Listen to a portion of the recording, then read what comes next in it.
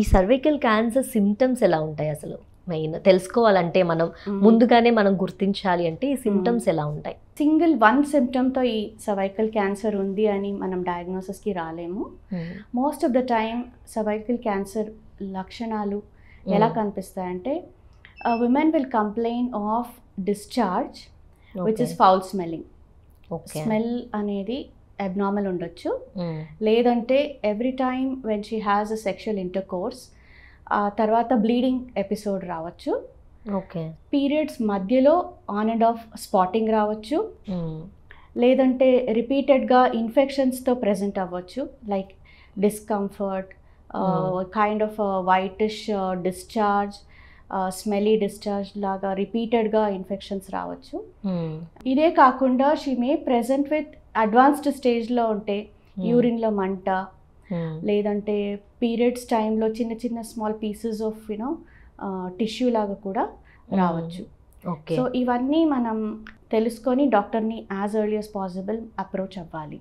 Intercourse తర్వాత bleedings వచ్చినది ఎంత మోతాదులో చూడొచ్చు మనం? అంటే ఎక్కువగా అవుద్రమా లేకపోతే ఎలా ఉంటుంది అది? నార్మల్గా ఫస్ట్ ఇంటర్కోర్స్ టైంలో బ్లీడింగ్ అయ్యేది common, but otherwise any women who has a bleeding following sexual intercourse, that too not during the periods, any time apart from the periods, it has to be considered as something abnormal. Okay, అది కొంచెం అయి ఉండొచ్చు, ఎక్కువ అయి ఉండొచ్చు. Bleeding అనేది intercourse తర్వాత అవ్వకూడదు. సో అలాగా ఏమైనా అవుతుందంటే డాక్టర్ దగ్గరికి వెళ్ళి ఫస్ట్ క్లినికల్ ఎగ్జామినేషన్ చేయించుకోవాలి. క్లినికల్ ఎగ్జామినేషన్ అంటే ఒక స్మాల్ ఇన్స్ట్రుమెంట్ ఉంటుంది, ఆ ఇన్స్ట్రుమెంట్ పెట్టి ఫస్ట్ మనం నేకెడ్ ఐ ద్వారా చెక్ చేస్తాం. మనకి సర్విక్స్ కనిపిస్తుంది ఇన్స్ట్రుమెంట్ పెట్టినప్పుడు, సర్విక్స్ ఎలా ఉంది, whether it is looking normal, రెడ్గా ఉందా, ఏమైనా అక్కడ అబ్నార్మల్ గ్రోత్ కనిపిస్తుందా, లేదంటే ఏమైనా బ్లీడింగ్ ఏరియాస్ ఏమైనా ఉన్నాయా, ఏమైనా స్వెల్లింగ్ లాగా కనిపిస్తుందా, ఇవి మనం చూస్తాం. దీని తర్వాత we go for a pap test, pap smear చేస్తాం. Pap smear is the best way of identifying cervical cancer in the earliest stage అనమాట. అయితే ఈ సిమ్టమ్స్ అన్నీ కూడా మనకి ఏ స్టేజ్లో కనబడతాయి madam? Symptoms of cervical cancer can be identified starting from the very early stage.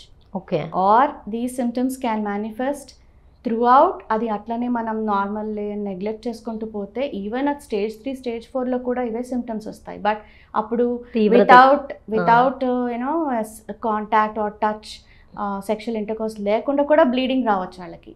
Okay, periods మధ్యలో bleeding రావచ్చు, కడుపు నొప్పి రావచ్చు. చాలా అడ్వాన్స్ స్టేజ్లో they may develop problem in the urine, వెళ్ళకుండా యూరిన్లో మంట, most of the time urinary problems, లేదా లోవర్ అబ్డామినల్ పెయిన్, లేదా అన్ఎక్స్ప్లెయిన్ బ్లీడింగ్ లాగా ఇన్ బిట్వీన్ పీరియడ్స్ వస్తుంది. ఓకే, అయితే ఈ బ్లీడింగ్ కావచ్చు, లేకపోతే ఈ వైట్ డిశ్చార్జ్ కావచ్చు, ఇవన్నీ కూడా ఒక విమెన్కి సహజంగానే జరుగుతాయి. దానికి దీనికి మన డిఫరెన్స్ ఎలా తెలుసుకోవాలి? నార్మల్గా పీరియడ్స్ టైంలో we expect women to bleed for up to 5 to 7 days. మనకి తెలుసు ఏ టైంలో మనకి రెగ్యులర్ పీరియడ్స్ వస్తుంది, ఆ టైంలో పీరియడ్ ఫ్లో ఎలా ఉంటుంది. It won't be a bright red flow, కొంచెం ఆటర్ బ్లీడింగ్ ఉంటుంది, అంటే కొంచెం బ్రౌనిష్ టింజ్ ఉండి it starts with some little pain in the tummy, తర్వాత బ్లీడింగ్ 2-3 days అయ్యి స్లోగా 5 to 7 daysలో బ్లీడింగ్ అనేది తగ్గుతుంది. బట్ ఇందులో మీరు నార్మల్గా ఉంటారు, ఈ సర్వైకల్ క్యాన్సర్లో వచ్చే బ్లీడింగ్ ఎలా ఉంటుందంటే, మీరు నార్మల్గా ఉండి సడన్గా వాష్రూమ్కి వెళ్ళినప్పుడు కొంచెం బ్లడ్ కనిపించవచ్చు, that to in between the periods, లేదా you would have had a intercourse and following which you would have seen some little bit of discharge with bleeding అనమాట. సో ఇది రిపీటెడ్గా అవుతున్నప్పటికీ you should be cautious. Doctor దగ్గరికి వెళ్ళి ఇట్లా అవుతుంది every time intercourse తర్వాత కానీ, లేదా in between periods on and of ఇట్లా బ్లీడింగ్ అవుతుంది అన్నప్పుడు definitely we'll have to consider it seriously and do the Pap test. ఇంకొక టెస్ట్ కూడా ఉంది, మనం ఈ డిఎన్ఏ, ఈ హ్యూమన్ ప్యాపిలోమా వైరస్ది డిఎన్ఏ కూడా మనం ఇప్పుడు ఈ ప్యాప్ టెస్ట్ ద్వారా తెలుసుకోవచ్చు. లిక్విడ్ బేస్డ్ సైటాలజీ అని ఒక higher version of Pap test వచ్చింది. దాంట్లో ఏం చేస్తామంటే నార్మల్ ప్యాప్ స్మియర్లో ఒక స్మియర్ లాగా గర్భాశయం ద్వారం నుంచి ఒక స్మియర్ తీసి దాన్ని స్లైడ్ మీద టెస్ట్ కోసం పంపిస్తాం. ఈ లిక్విడ్ బేస్డ్ సైటాలజీలో మనం కొన్ని సెల్స్ని కలెక్ట్ చేస్తాం. ఒక చిన్న బ్రష్ ఉంటుంది, అది గర్భసంచు ద్వారం నుంచి సర్విక్స్ నుండి ఆ బ్రష్ ద్వారా ఆ సెల్స్ని కలెక్ట్ చేసి ఒక లిక్విడ్ ఇస్తారు. ఆ లిక్విడ్లో మనము పంపిస్తాం టెస్ట్కి. దాంట్లో ఈ హ్యూమన్ ప్యాపిలోమా వైరస్లో కొన్ని సబ్ టైప్స్ ఉన్నాయని చెప్పాను కదా, ఆ హార్మ్ఫుల్ టైప్స్ ఏమైనా ఉన్నాయా అంటే ఆల్రెడీ తనకి ఆ virus it has started causing problems అనేది మనం ఈ టెస్ట్ ద్వారా తెలుసుకోవచ్చు. అయితే ఈ సర్వికల్ క్యాన్సర్ అనేది very important before the marriage. Already attack అయిన తర్వాత ఈ వ్యాక్సిన్ యూజ్ అవుతుందా? It's a very good question. చాలా మందికి ఈ డౌట్ ఉంది, ఎందుకంటే ఆల్రెడీ మేము married, we're already sexually active, మనకు ఆల్రెడీ ఆ వైరస్ ఉండొచ్చు, అండ్ ఈ వ్యాక్సిన్ వల్ల మనకు యూజ్ ఉందా అనే డౌట్ ఉంటుంది. ఎందుకంటే as I told you there are so many 100 types of these human papilloma viruses. ప్రతి ఒక్కరికి ఈ 4 హార్మ్ఫుల్ సబ్ టైప్స్ ఏమున్నాయి, ఈ harmful human papilloma virus attack అయ్యిందా లేదా తెలియదు. నార్మల్గా మనకి ఈ 100s ఆఫ్ హ్యూమన్ ప్యాపిలోమా వైరస్లో non harmful human papilloma virus sub types కూడా అటాక్ అయ్యి ఉండొచ్చు. అండ్ మన బాడీలో ఇమ్యూనిటీ, మంచి ఇమ్యూన్ సిస్టమ్ ఉంది అంటే we can combat and overcome the virus. Natural antibodies అనేవి డెవలప్ అయ్యి సెక్షువల్లీ యాక్టివ్గా ఉండేవాళ్ళు లేదంటే మ్యారేజ్ అయిన వాళ్ళలో ఆ వైరసెస్ని తొలగించే యాంటీబాడీస్ న్యాచురల్గానే ఉంటాయి. So even if you been infected with the virus, your body has the capacity to clear it off. But ఈ 4 హార్మ్ఫుల్ సబ్ టైప్స్ ఉంటాయి. సో ఆ హార్మ్ఫుల్ హ్యూమన్ ప్యాపిలోమా వైరస్ వచ్చినప్పుడు రిపీటెడ్గా అవి చేంజెస్ సెల్స్లో కాజ్ చేసినప్పుడు our body may not be able to attack or eradicate those virus. Okay. So అలాంటి వాళ్ళలో we can still give protection by advising the vaccine. ఎందుకంటే ఈ వ్యాక్సిన్లో mainly they are concentrating on those 4 or 9 subtypes of viruses which will cause cancer. Okay. So మీరు if you are not already affected with those harmful subtypes, the vaccine will give the protection. So we should not assume, మనం assume చేసుకోకూడదు మనకు already ఆ virus వచ్చి ఉంటుంది కదా మరి తీసుకుంటే ఏమీ లాభం అని కాదు. అంటే కొంతమందికి అది హార్మ్ఫుల్ వైరస్ అటాక్ అయ్యి ఉండొచ్చు, లేదంటే నార్మల్ సబ్ టైప్ కూడా అటాక్ అయ్యి ఉండొచ్చు, and your body would already produce the response. But ఈ వ్యాక్సిన్ ద్వారా ఇచ్చే సబ్ టైప్స్కి వచ్చే antibodies are very strong because they are genetically so strong that ఎలాంటి నెక్స్ట్ ఫ్యూ మంత్స్లో ఆ harmful sub types of viruses attack అయినా they are able to clear it off. They will completely avoid further problems caused by these viruses అనమాట. అయితే వీళ్ళు అంటే attack అయిన తర్వాత ఎన్ని డోసెస్ యూజ్ అంటే అవసరం అవుతుంది బాడీకి? It is difficult to identify. మీకు ఈ harmful sub types of the viruses attack అయినాయా లేదా అని తెలుసుకోవడం కష్టం. సో ఇనిషియల్గా ఏం చేసేవారంటే we use to do human papilloma virus sub types అని చెప్పాను కదా, లిక్విడ్ బేస్ సైటాలజీ చేసి ఈ హార్మ్ఫుల్ వైరసెస్ ఉన్నాయా లేదా అనేది చెక్ చేసేవాళ్ళం. ఇప్పుడు అట్లా లేదు. ఓకే. ఎవరికైనా సరే ఈ వ్యాక్సిన్ ఇవ్వాలి. ఓకే. మనం ఆ వైరసెస్ అటాక్ అయినాయా లేదా అది మనం ఆలోచించాల్సిన అవసరం లేదు. బికాజ్ ఆ టెస్ట్ చేసుకోవడమే it may cost them around 6,000 to 7,000 or sometimes 10,000 also. ఆ టెస్ట్ చేసి మళ్ళీ వ్యాక్సినేషన్ తీసుకోవాల్సిన అవసరం లేదు. They can directly go ahead with the vaccine. అయితే ఇంకో క్వశ్చన్ మ్యామ్, ఇది యూజువల్గా క్యాన్సర్స్ అనేవి చాలా వరకు మనం వింటుంటాం, వంశపారంపర్యంగా వచ్చేవి కూడా ఉంటాయి. ఇది కూడా దానికి చెందిందేనా? లేదు, ఇది వంశపారంపర్యంగా వచ్చే క్యాన్సర్ అయితే కాదు. బికాస్ ఈ క్యాన్సర్కి మాత్రం we know the cause. Okay. కొన్ని cancers they are not related to the bacteria or the virus. Say for example uterus cancer ఉంటుంది, యూట్రస్ లోపల ఉండే లైనింగ్ వచ్చే క్యాన్సర్ కానీ, ఓవేరియన్ క్యాన్సర్ కానీ, ఈ బ్రెస్ట్ క్యాన్సర్స్ కానీ, there is no direct link between the viruses or bacteria and the cancer. Okay. So అందువల్లనే ఈ ఒక క్యాన్సర్కి మాత్రమే వ్యాక్సినేషన్ అనేది ఉంది. ఓకే. కొన్ని క్యాన్సర్స్కి definitely as you said there is a genetic background for especially for the ovarian cancers. Okay. Endometrial cancers, they have a link to the body estrogen levels. అయితే ఈ క్యాన్సర్కి ఒకవేళ ఎక్కువ అవుతున్న కొద్దీ స్టేజ్ 4 3-4 ఆ స్టేజ్లో ఉంటే దీంతో పాటు మనకి ఇంకేమన్నా కాంప్లికేషన్స్ చూడాలా, అంటే చూస్తామా బాడీలో ఏమన్నా చేంజెస్ కానీ అలాంటివి? Definitely early cancer detection and treatment is the best outcome. Cancer cervix, as we all know, is one of the best cancers to get treated even in stage 2 or stage 3. Okay. Complete remission. అంటే complete గా మనం క్యాన్సర్ని eradicate చేయొచ్చు if it is identified in the first, second or early third stage. ఎందుకంటే దానికి various modalities of treatment ఉంది. కంప్లీట్గా మనం యూట్రస్ అండ్ సర్విక్స్ని రిమూవ్ చేసి అదర్ మొడాలిటీస్ ఆఫ్ ట్రీట్మెంట్ ఇచ్చినప్పటికీ ఈ క్యాన్సర్ అనేది కంప్లీట్గా ఎరాడికేట్ చేయొచ్చు అండ్ స్ప్రెడ్ అయ్యేది కూడా మనం స్టాప్ చేయొచ్చు. And it's a very slow growing cancer. ఏ స్టేజ్లో స్టార్ట్ చేయాలి అసలు ట్రీట్మెంట్ అనేది? మనం treatment should be started even at the earliest, even before she goes in to the stage 1. So we can identify pre-cancer stage also by this pap smear. Okay. So pap smear is so sensitive, it can pick up the cervical cancer even in the pre-cancer stage. There is a stage called pre-invasive cervical cancer. ఆ స్టేజ్లో కూడా మనం ఇది pap smear ద్వారా pickup చేయొచ్చు. దాన్ని 100% కంప్లీట్గా any lady for that matter if she's identified in the preinvasive stage కంప్లీట్గా 100% క్యూర్ అయితే ఉంటుంది. ఓకే. అయితే ఇంకొక క్వశ్చన్ మ్యామ్, ఈ క్యాన్సర్తో ఆల్రెడీ సఫర్ అవుతున్న వాళ్ళు లేదంటే తెలియక అంటే ఫస్ట్ స్టేజ్లో ఉండి మనకు తెలియని వాళ్ళు, వీళ్ళకి ప్రెగ్నెన్సీ కాంప్లికేషన్స్ ఏమైనా ఉంటాయా? Sometimes we see cervical cancer associated with pregnancy also. So cancer ఉంది అని వాళ్ళకి తెలియకుండా ఉండొచ్చు. They would have become pregnant, but ప్రెగ్నెన్సీలో on and of bleeding, speculum పెట్టి ఎగ్జామినేషన్ చేసినప్పటికీ సర్విక్స్ అనేది అబ్నార్మల్గా కనిపించడం, బ్లీడింగ్ స్పాట్స్ కానీ అక్కడ గ్రోత్ కానీ కనిపించవచ్చు. అప్పుడు ఆ సిచ్యువేషన్లో we have to consider what stage of pregnancy she is, whether ఆవిడ ఎర్లీ ప్రెగ్నెన్సీ ఫస్ట్ 3 monthsలో ఉన్నారా, లేదా 3rd month దాటి 5th monthలో ఉన్నారా, లేదా లాస్ట్లో ఉన్నారా, ఇది తెలుసుకోవాలి.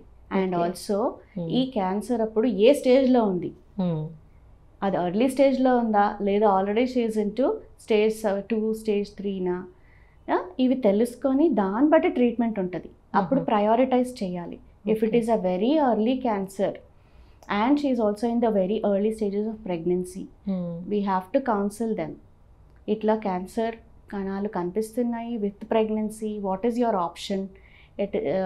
కంటిన్యూ చేస్తే ఈ 9 months పీరియడ్లో అది పెరిగే అవకాశం ఉంటుంది. ప్రెగ్నెన్సీ మీకు కంటిన్యూ చేయాల్సిన అవసరం ఉందా, లేదా first priority is her health కాబట్టి ప్రెగ్నెన్సీ మీరు ఫోర్గో చేస్తారా, ఈ ట్రీట్మెంట్ వైపు మీరు వెళ్తారా అనేది మనం ఫస్ట్. బేబీకి ఏమన్నా ప్రాబ్లం అయ్యే ఛాన్సెస్ ఉన్నాయా అని చెప్తున్నారా? అంటే ఏంటి? లేదు లేదు, డైరెక్ట్గా ఈ క్యాన్సర్ సెల్స్ బేబీకి వెళ్ళదు. But since she is pregnant and there is a very good blood supply to the uterus as well as the cervix, ఈ క్యాన్సర్ కూడా ప్రెగ్నెన్సీలో పెరిగే అవకాశం ఉంటుంది. It is not wise to let go the cancer grow and say that yes she will continue the pregnancy. Konni sandarbalo we may have to take a decision to deliver the baby early. Say she is in the 6th or 7th month and she is found to have cervical cancer. appudu baby ni early ga deliver chesi idi cancer ni manam treat cheyalsina avasaram padtadi. baby nappudu NICU lo ledante ఇంక్యుబేటర్లో పెట్టి బేబీని మనం take care చేసుకోవాల్సి వస్తుంది. అయితే వీళ్ళు అంటే ఇంత పెద్ద సర్వైకల్ క్యాన్సర్ అనేది మామూలు విషయం కాదు.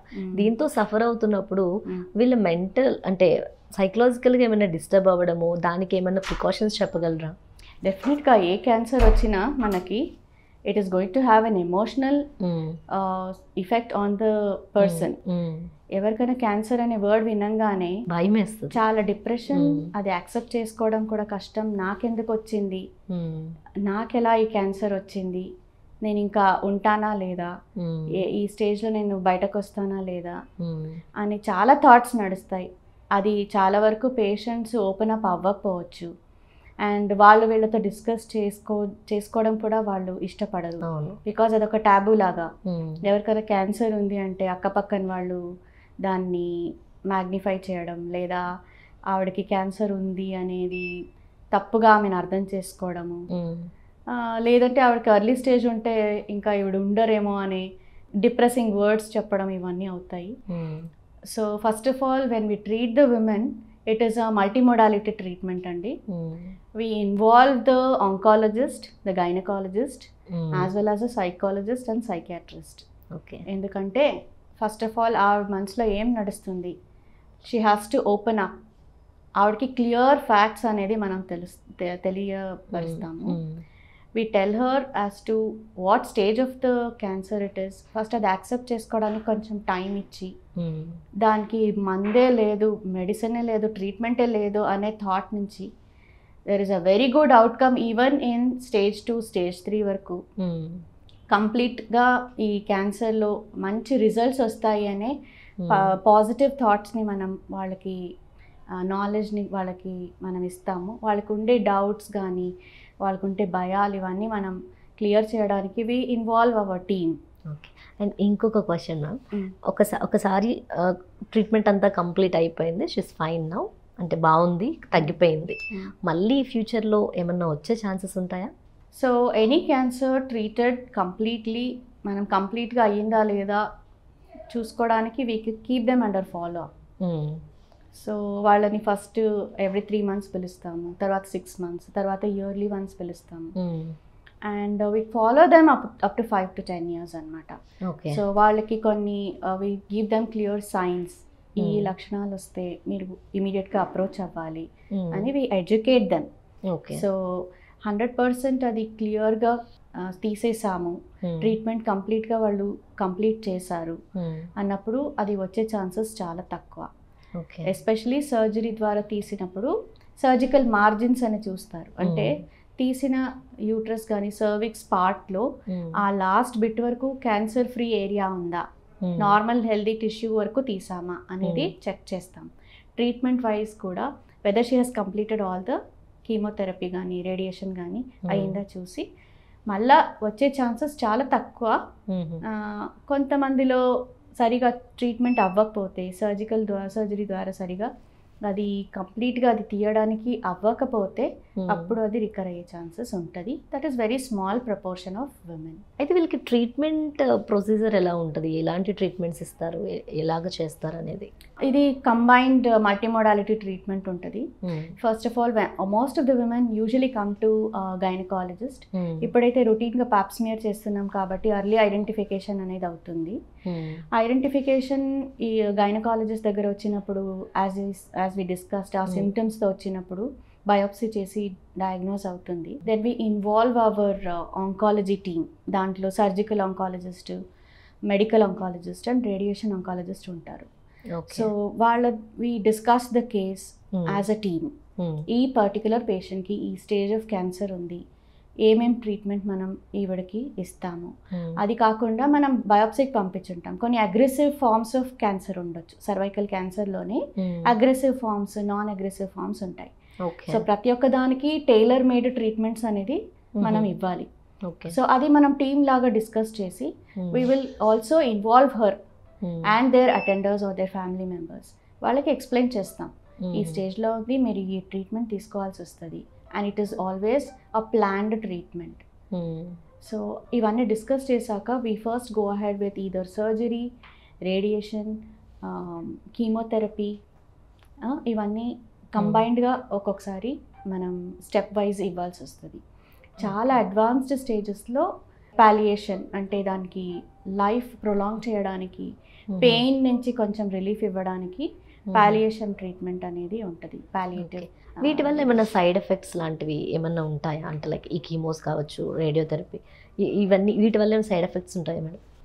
యూజువల్గా కీమోథెరపీ కానీ రేడియేషన్లో కానీ మేజర్ సైడ్ ఎఫెక్ట్స్ ఉండవు. But as we know, chemotherapy అంటేనే it is medicine which is given in the blood. అంటే ఐవీ ఫ్లూయిడ్స్ లాగా మనం ఎలా ఇస్తాం అట్లనే అది కీమోథెరపీ అనేది వెళ్తుంది. దాని ద్వారా కొన్ని సైడ్ ఎఫెక్ట్స్ ఉండొచ్చు. Like it may cause some weakness, nausea, vomiting, కొంతమందికి హెయిర్ లాస్ అవ్వచ్చు. అండ్ కొంతమందికి it may cause pain in the bladder, urinary problems రావచ్చు. రేడియేషన్ ఇచ్చినప్పటికీ వాళ్ళకి రేడియేషన్ డర్మటైటిస్ అంటారు, స్కిన్ కానీ లోపల బ్లాడర్లో కొంచెం ఇరిటబిలిటీ ఉండొచ్చు. ఇవన్నీ ఓన్లీ ట్రాన్సియంట్ పీరియడ్లో ఉంటాయి, ఎక్కువ రోజులు ఉండవు. అండ్ ఆ మెడిసిన్ ఎఫెక్టివ్గా పనిచేస్తుందంటే all these symptoms are going to be there. And దాంతో వాళ్ళు కంప్లీట్గా రికవర్ అయితే అవుతారు. సో ఫైనల్గా ఒక విమెన్ ఇలాంటి ప్రాబ్లమ్స్ని ఫేస్ చేయకుండా సర్వైకల్ క్యాన్సర్ నుంచి అంటే దాని జోలి అక్కడ వరకు వెళ్ళకుండా ఉండాలి అంటే అసలు ఎలాంటి ప్రికాషన్స్ తీసుకోవాలి, ఎలాంటి ఫుడ్ మెయింటైన్ చేయాలి, ఎలాంటి అంటే లైఫ్ స్టైల్ని మనం ఎలా మోడిఫై చేసుకోవాలి madam? So this is a very good aspect of our discussion. So preventive measures is what అందరూ తెలుసుకోవాల్సినది. ప్రివెంటివ్ మెజర్స్ వచ్చే ముందే ప్రివెంట్ చేసుకుంటే మనకి ఆరోగ్యం బాగుంటుంది. So first of all vaccinate all your girls, all your daughters, family members, especially girls who are before the age of marriage. As we discussed 9 to 13 years అయితే 2 doses, above 13 years అయితే 3 dosesలో vaccination కంపల్సరీగా ఇప్పించండి. Second is follow safe sexual practice, multiple sexual partners, repeated ఇన్ఫెక్షన్స్ని neglect చేయడం, ఈ warning signs like intermenstrual bleeding, periods మధ్యలో bleeding, post coital bleeding అంటే intercourse తర్వాత అయ్యే బ్లీడింగ్ని నెగ్లెక్ట్ చేయకుండా డాక్టర్ దగ్గరికి వెళ్ళి ఓపెన్గా డిస్కస్ చేయాలి. We're here to help you, to assist you, మీ ప్రాబ్లం ఏముందని అర్థం చేసుకొని హెల్ప్ చేయడానికి. Third thing is every women should undergo a pap smear. Pap smear is also a preventive measure. It is going to pick up the cancer. Next 3-4 yearsలో వచ్చే క్యాన్సర్ని కూడా ముందే పికప్ చేయొచ్చు. As we told, cancer cervix is a very slow growing cancer. So virus attack అయిన తర్వాత it takes around 3 to 4 years for the cancer to develop. ఆ పీరియడ్లోనే ఈ ప్యాప్స్మియర్ ద్వారా ఐడెంటిఫై చేయొచ్చు. Okay. So Pap smear is compulsory. At least every 3 years every woman should undergo a pap smear. And liquid based cytology is another good development. Liquid based cytology ద్వారా మనం harmful HPV DNA identify చేయొచ్చు.